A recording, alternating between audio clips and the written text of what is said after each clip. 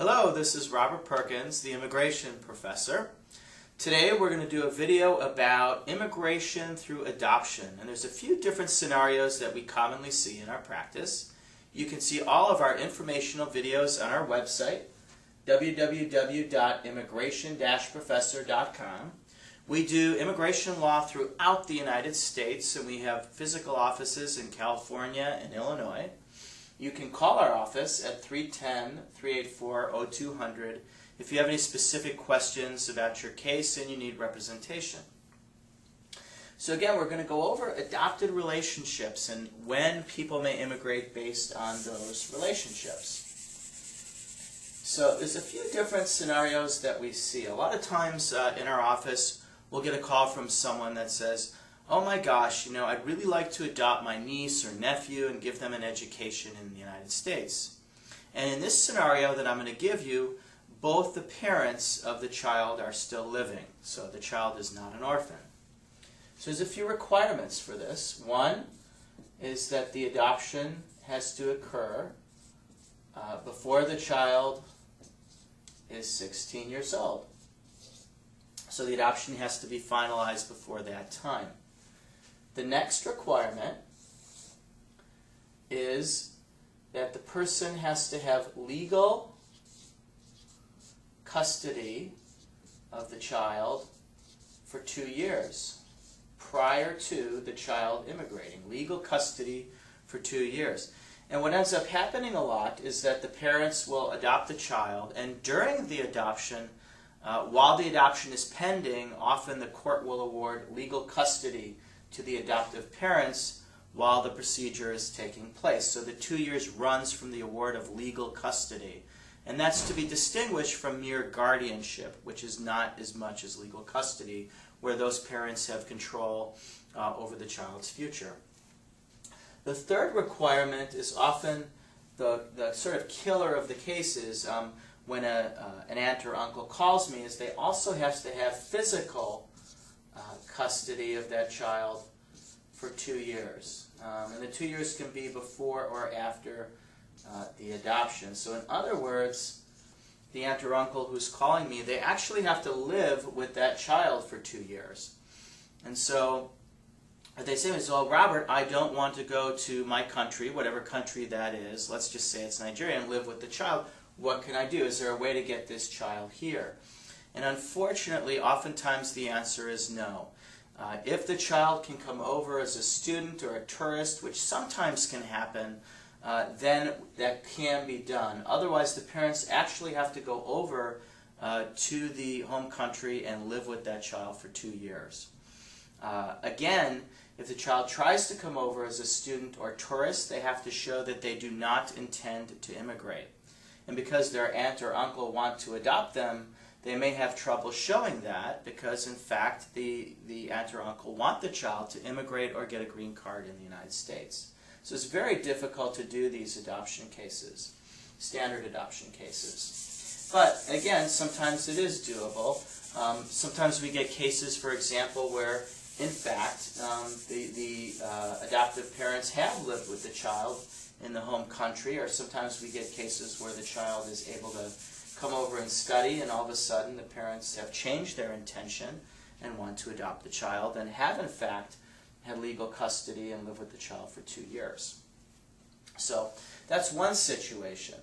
Another situation is when you have an orphan. An orphan is defined by the law as a child who has been orphaned due to the death, disappearance, or abandonment by one or both parents. And a lot of times we see cases, and there's some of the most humanitarian and compelling cases that I see, where mother or father of a niece or nephew has died and the aunt and uncle want to take care of that child. Does that child meet the definition of orphan? Have they been abandoned by the parents?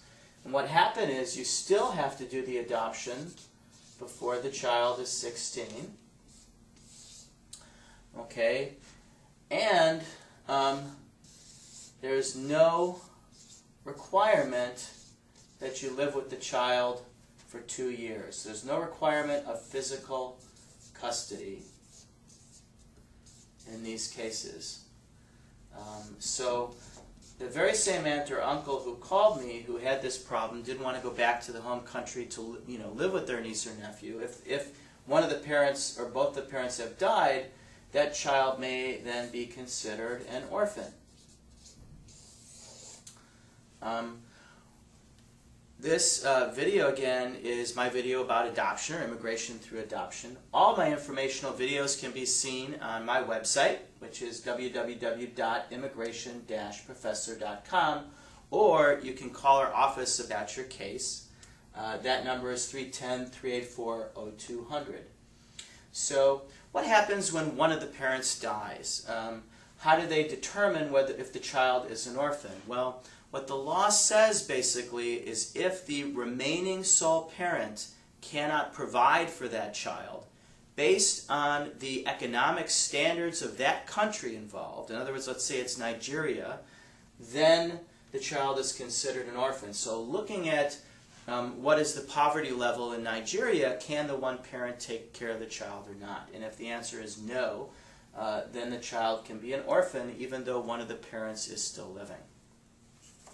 So that's a little bit about orphan petitions. And the last remedy is really interesting and unique, and we've used it a lot in our practice. And it is called a Special Immigrant Juvenile Petition. And the nice thing about a Special Immigrant Juvenile Petition is that you can do it as long as the child is under 21. So the age doesn't have to be 16, which is nice. You might have an older child. We actually had an older child who was 17 that had a lot of disabilities who came to the United States, and we did a Special Immigrant Juvenile Petition. You have to show the child has been abandoned and neglected, and that they're eligible for foster care, long-term foster care, and that it would not be in the best interest for them to go back to their home country. What you need to do is to have a state court enter a judicial order that those three things are true. The state court can only do that if the child is here. And with that order by the state court, the child can then petition. They're actually self-petitioning for special immigrant juvenile status, which leads to a green card. Again, you can see all of my videos on my website, www.immigration-professor.com, or feel free to call our office about any specific case. The number is 310-384-0200. Thank you so much.